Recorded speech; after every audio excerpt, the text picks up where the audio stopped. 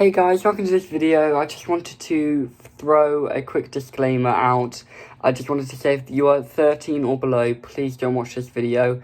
I'm going to be describing some graphic content, some very, just not nice things. I'm just trying to cover my back and just say that this is definitely adult content. So please take that into consideration when you watch this video. But enough of that, let's get into this video and find out about some murder mystery. Jack the Ripper was a vicious killer. During the months of August until November in 1888 in the East End of London, mainly he killed in the Whitechapel area. To this day, no one knows who Jack was. He was never caught.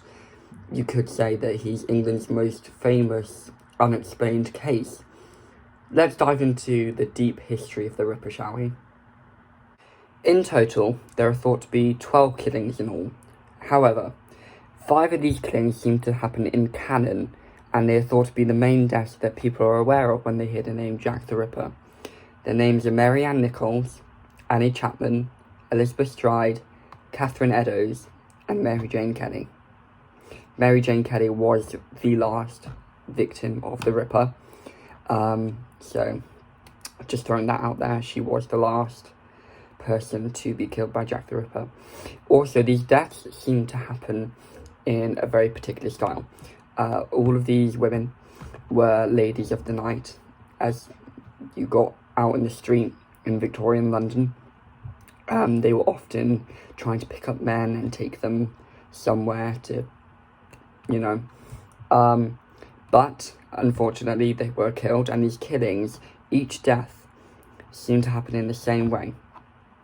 The Ripper, part of the name comes from Jack the Ripper ripping up like that their stomach to their neck area.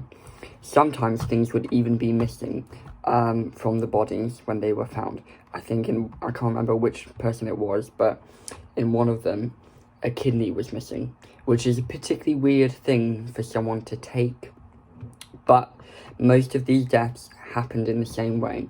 They were always ladies of the night, trying to pick up men, ended up dying the same way, having the same sort of wounds, and sometimes not, there would be things missing from their bodies when recovered. The police had so many tauntful notes sent to them from someone claiming to be Jack the Ripper. They were constantly set up by this person. They were told that the killer would be somewhere at some time, and they would go, hopefully trying to catch him. But when they turned up, there was no one there. It happened all the time. People got so furious that the Home Secretary and the police commissioner resigned because people got so angry at the fact that people couldn't be able to catch this killer. Let's think of some more interesting facts. So, recently there's been a lot of debate whether this Jack the Ripper was a guy or a girl. To this day, no. It's never been confirmed.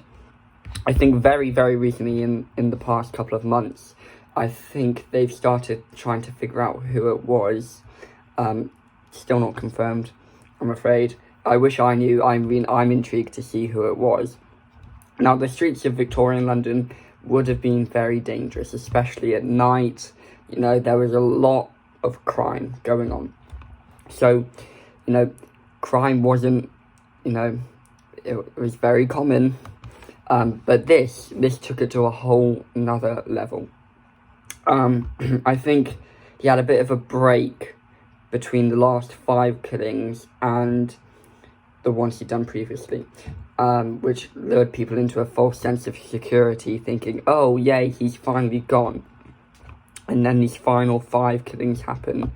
There's uproar, everything's going on, 5 people are dead, it's grotesque, it's horrible, people's throats are being slit, things are missing, the police have a kidney sent to them. It was a horrific time. It wasn't nice for the people of Victorian London in 1888. Something like this, a lot of people wouldn't have been out at night, but the people who were out at night, like these women, they had to be there to make a living. That's the only reason why they were there. But, like I was saying, it's still not been confirmed who Jack the Ripper was, if it was a girl or a boy.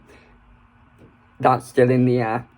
But, if you are interested in finding out or experiencing something like Jack the Ripper, there are lots of tours in London, and also, if you go to the London Dungeons, which I did, I think it was about 2 weeks ago, they have a Jack the Ripper section where you meet Mary Jane Kelly, the last victim of the Ripper killings, and then you go to a pub, and it's on the night of his final killing, and things happen.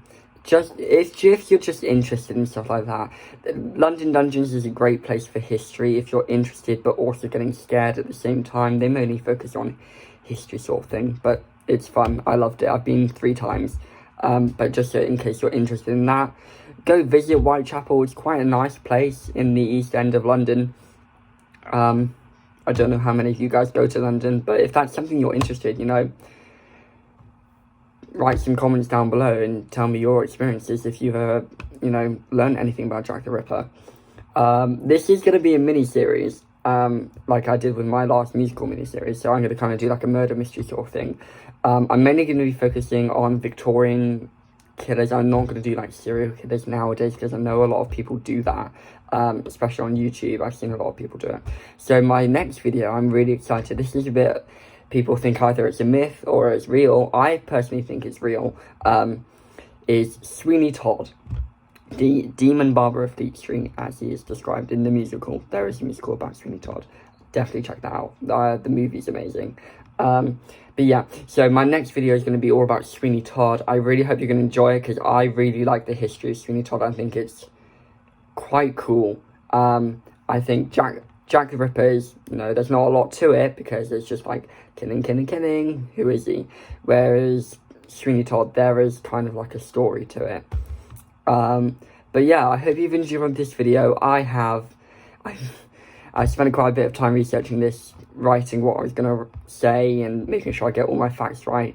But I hope you guys have enjoyed it. If you have, make sure you give it a like, give it a comment, just so I know that you've enjoyed it. If you haven't liked it, just give it a dislike, just so I know. But until then, have a great day, guys. I've got my lectures starting tomorrow, so I'm going to start getting a bit more busy. But hopefully I can keep the YouTube up, because I still have a bit of free time. But until then, have a great week, and I'll see you guys soon.